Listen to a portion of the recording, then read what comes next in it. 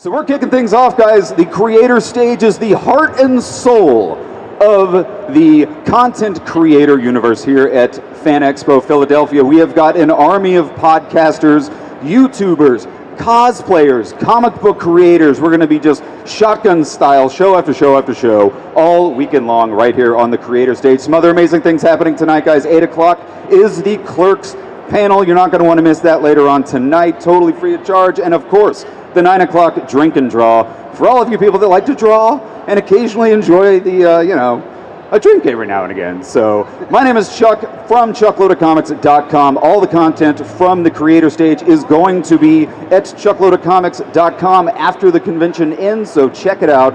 Don't miss a thing. Right now, very excited about this next podcast, guys. You guys are the first podcast of the creator stage. Congratulations. The Paranormal Punchers, a lighthearted podcast discussing everything paranormal. They discuss Bigfoot, aliens, ghosts, haunted locations, and much, much more. So without further ado, give a huge Philadelphia round of applause and welcome to the Paranormal Punchers. Hey, all right, thank you. Thank you. Hey, friends. Yes, like you said, we are the Paranormal Punchers podcast. I'm Mark. I'm Alicia. I'm Nash. I'm Dave. And yes, we do talk about all things paranormal, but we're at the Fan Expo, and we got to bring it into the pop culture realm, movies, and I think there's only one name I could think we could talk about if you're going to combine the weird, the supernatural, the paranormal, and movies, and that would be Nicolas Cage. So, right. All right, so here's how we're going to tie Nicolas Cage to the paranormal, which is very easy because my man's out there. This is a quote from Nicolas Cage. "I once lived in the most haunted house in America. The LaLaurie mansion in New Orleans used to belong to Madame LaLaurie, a well-known 19th century socialite and serial killer. I bought it in 2007, figuring it would be a good place in which to write the great American horror novel. I didn't get too far with the novel. Now, so Nick bought this house, moved in to write his books. He could only last one night. He was so scared of what was going on in the house, he rented a place across the street and let his friends have a party the second night in the mansion. Yeah. But he did not go back in.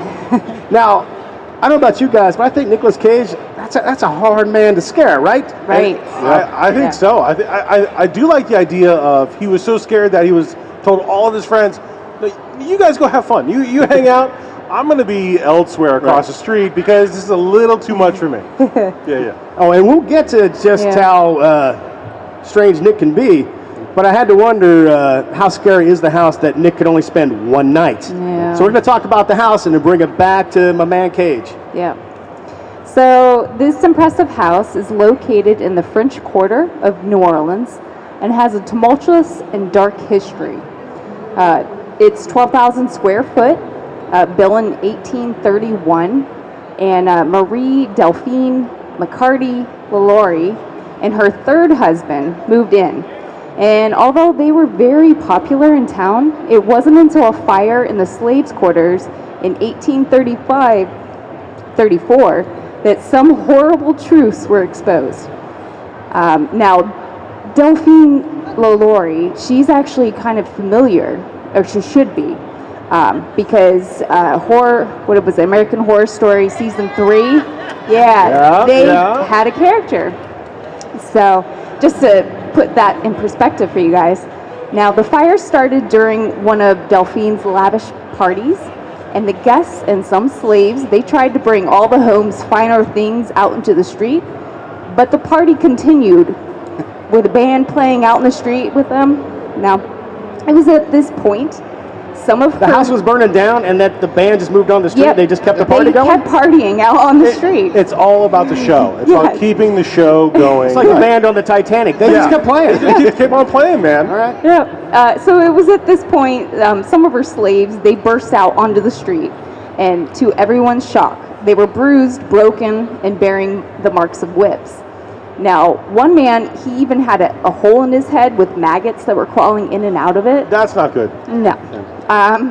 The fire department, when they got there, they found an elderly woman bound with heavy chains and she was in the kitchen. She confessed to setting the fire in order to die by suicide, so as not to be punished anymore by Delphine. Wow. Yeah. Now, This was not a nice lady. No, this was just the beginning of the horrors that they found there. And I'm not going to go into it, really. But the neighbors, they became enraged at the atrocities that had occurred at the mansion. And they ended up ransacking the mansion and destroying what was left after the fire. Delphine, she fled to France and lived the remainder of her life there without ever paying for the horrors that she committed. It was rebuilt in 1838, and over the years, it was used as a public high school, a music conservatory, a bar. A public high school? Yeah. Yeah. Wow. A bar, a furniture store, and an apartment building. Now, eventually it fell into private hands, but nobody seemed to own it for very long. Besides the horrors with Delphine, there has been a lot of death here, and mysterious circumstances, including one owner who ended up in an asylum and one that fell into a coma. Now, there was even a tenant of one of the apartments who was brutally murdered in the house, and police assumed he'd been like a victim of a robbery, even though nothing was really taken. When they were interviewing neighbors, they said he had claimed to be having issues with sprites, and that demons lived in the house. So, Which could very well be the case. I mean, with that much death and horror in the house, Right. it could be a magnet for all kinds of stuff coming through. absolutely. Now, according to local lore, the mansion is incredibly haunted because of all the death and horror that occurred there. And the demons that moved in. Yeah. Well, it was an apartment, so they could charge individually for the demons. Oh, the demons are renting the rooms. Yeah. Okay. It was a complicated lease. It's all litigious. All right. So as far as like the hauntings that go on there, the tenants of the apartment, they would hear moans, cries, screams, and footsteps throughout the house regularly. They would smell burning flesh and hear what sounded like dragging chains. Sure. Yeah, that too. Scratching noises under the floorboards could also be heard. Doors slam on their own, faucets they'll suddenly turn on, and furniture will move on its own. When it was a furniture store, the owner kept claiming that... The furniture moved on its own?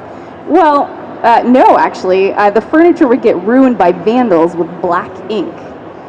He waited around one night in order to catch them in the act, but no one showed up. The next morning, though, the furniture had liquid on it. Where did it come from? I don't know.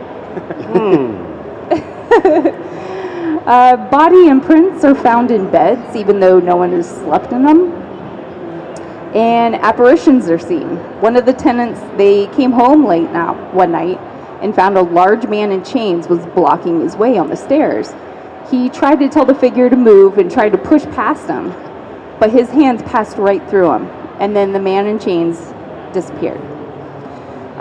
Some would wake up in the middle of the night to a woman with long red hair glaring down at them as they slept. Many think that maybe that was the spirit of Delphine, even though she didn't die there, so I don't know. When the house was a school, many of the young girls would encounter a ghostly woman who would grab their arms, leaving scratches and bruises. Wow. Yeah. Also thought to be Delphine. Right, I think so. Many people who have stood near the house report feeling as if they were taken over by a negative energy. And lastly, a medium, she visited the house once and actually suggested that most of the evil that had been there had dissipated. So the ghosts that were there were just free to roam around the house without fear. But And Nicolas Cage still wanted to move into that house. Right. He did now. It would be interesting. Now, he unfortunately had filed bankruptcy and he lost the house. Yeah. But that doesn't stop Nic Cage from doing some really strange things. right.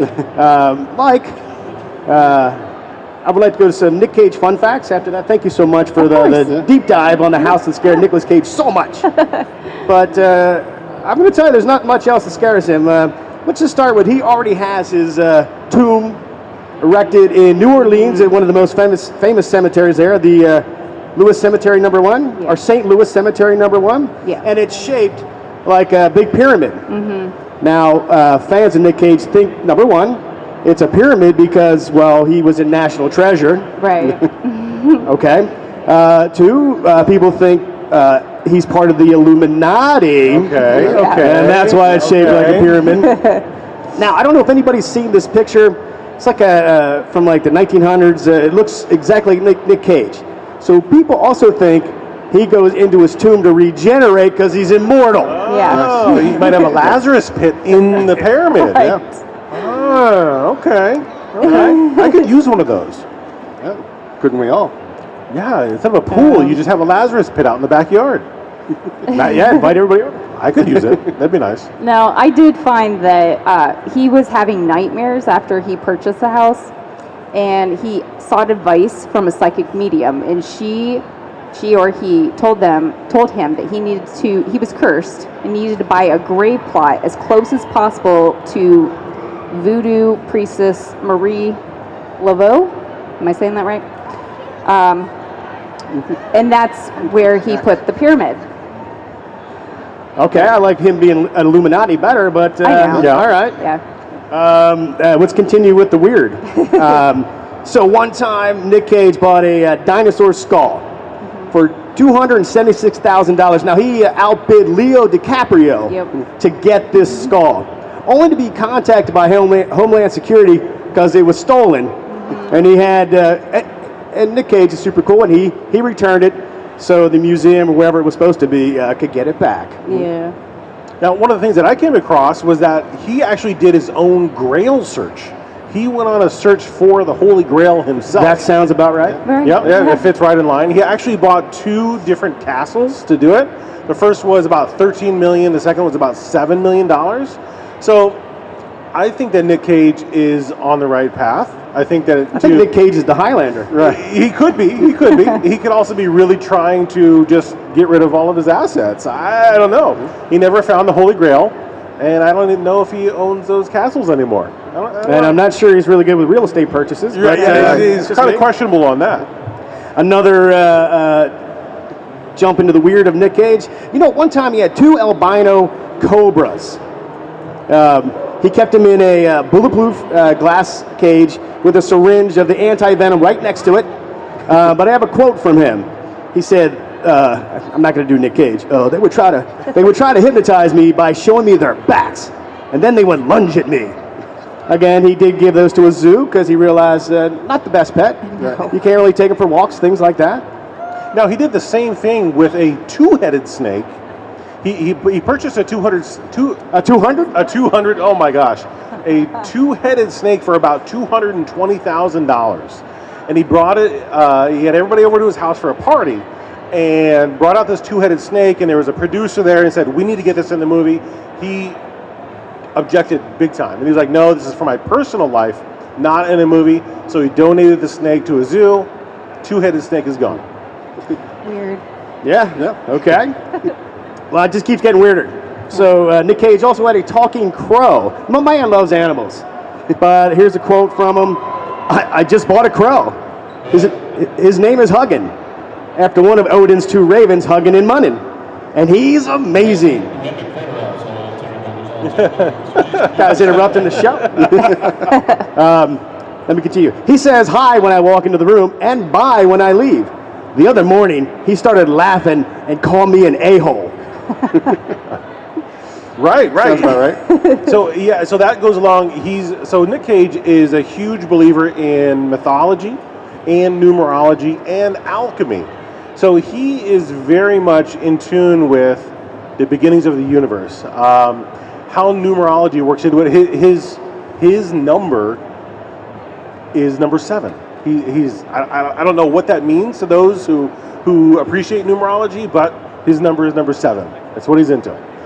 But that also goes along with the mythology. I just think that this guy is so in tune with, not the occult, that's not the right word, but the non-standard religions, previous religions. He's just in touch with all of it and has worked it into his being. I just think it's amazing because he actually uses it to fuel his creativity. And I actually came across an interview with him and Marilyn Manson where they were talking about this creative process. And sometimes as an actor, you might hit a dry spell where you don't know how to get over, how to insert some creativity into something. And he says, you know what I do? I put on either some old music, I look at some art, I listen to some poetry, and it just triggers things. So the way I took that was that he's super in touch with his creative side, but that is also kind of in the same vein as his spiritual side and believing in these other religions and methods of life. I think that he's not necessarily psychic, but maybe a conduit to the other side. I would not be surprised if that is true. Right. Most likely not, but I wouldn't be surprised. Favorite Nic Cage movie? Oh boy. That's a good question. I'm gonna say the one with Cher. What? Raising Arizona is a very good one. Yeah, Raising Arizona. Mandy? That was a great one. Kick-Ass is my favorite. Okay. I gotta go Con Air. Con Air? Oh my God! Oh, don't even start with that. Where are you just going? stop. Oh my gosh! You know you love National Treasure. Oh God! I just had a little reflux come up. Sorry. So- Oh my gosh. So then I got to pose the question: if he's a conduit to the other side, if he's into all of this stuff, why was he so scared after one night? Like, what I really know. could affect him that much? I don't know.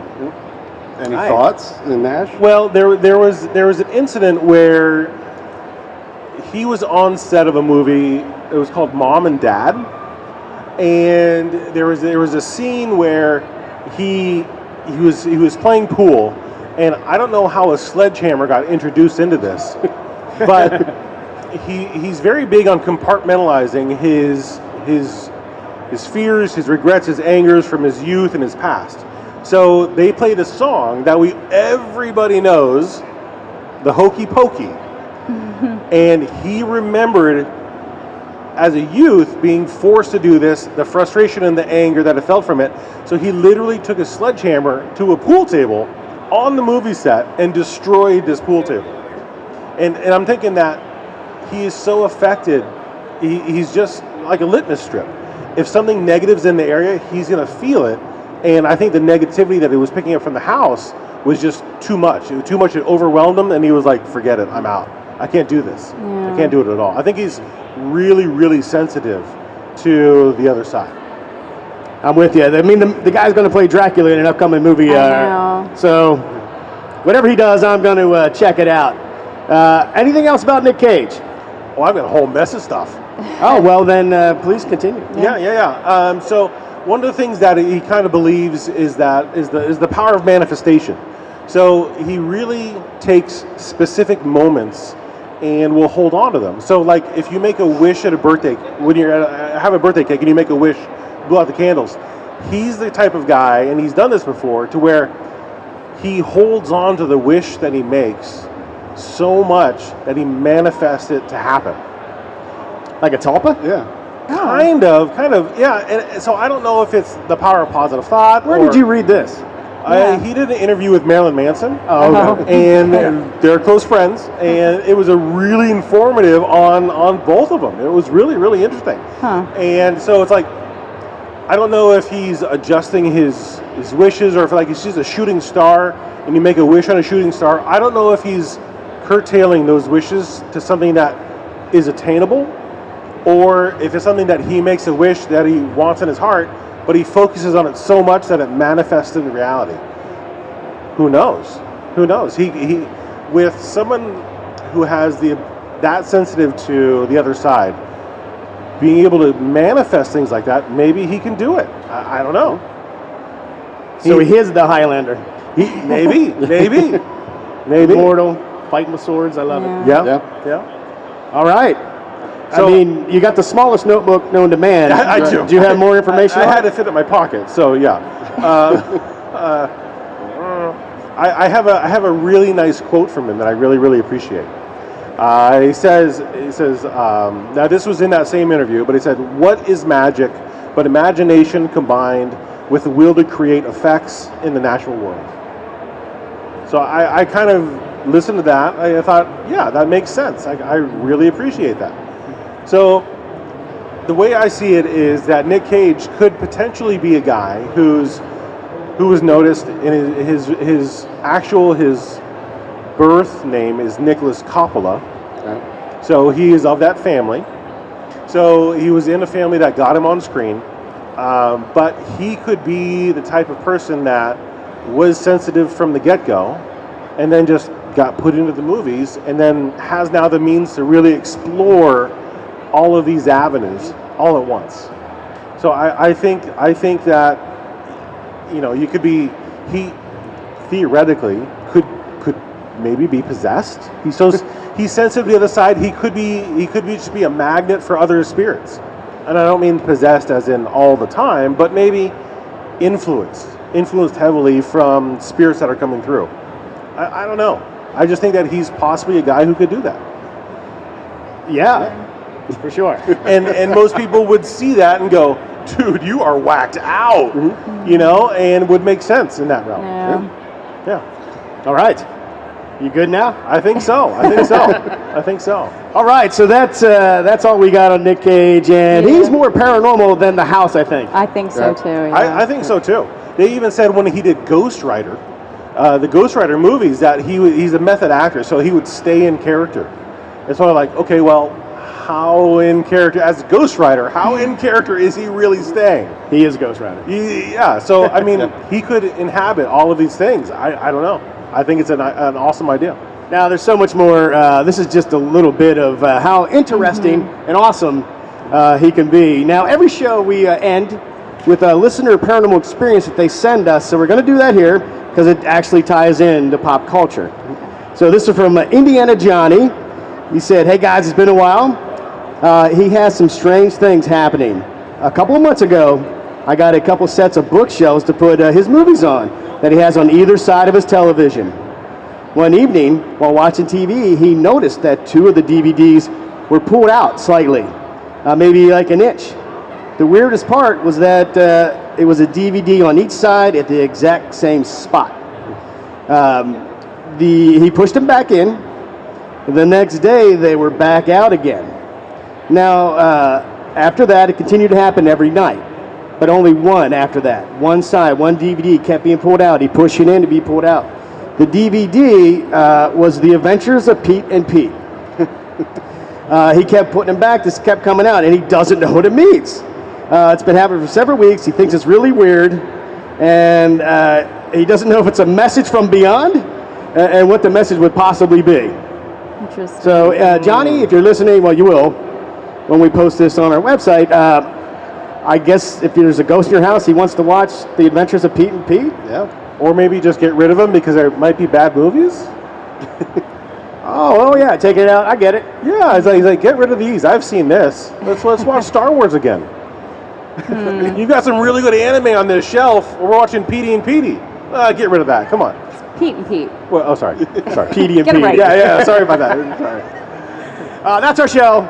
Thank you so much for hanging out with us, spending your time at the show to hear our ramblings. Yeah. We're Paranormal Punchers. You can learn more at paranormalpunchers.com. We actually do have our own comic book. Yeah. Two of them, actually. One called, go figure, Paranormal Punchers, and our latest one that we just released today called Bigfoot Ridge. Yep. It is kind of a what-if story, like what if we took up an offer from a listener to go visit a remote cabin in the woods to find Bigfoot.